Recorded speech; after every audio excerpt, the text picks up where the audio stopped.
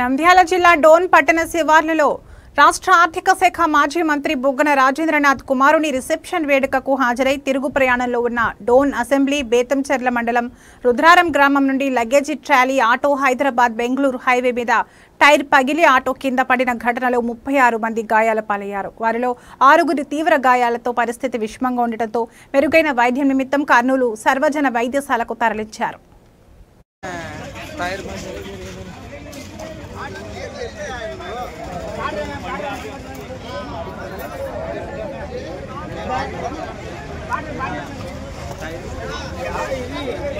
మాదిరి టైర్ కింద పడి పలికింది.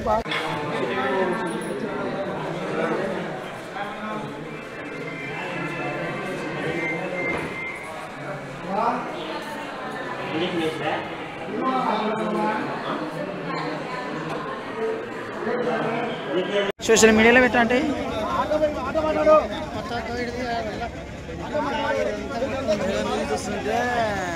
టైర్